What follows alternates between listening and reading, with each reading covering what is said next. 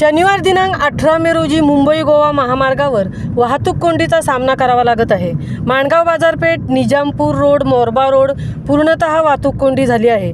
मे महिन्यामध्ये फिरायला लोक जात असताना माणगाव हे मुख्य ठिकाण असून या महामार्गावर 3 किलोमीटरवर अंतरावर वाहनांच्या रांगा लागल्या असून महामार्गाचे काम कधी पूर्ण होईल याकडे सर्वांचे लक्ष लागून राहिले आहे।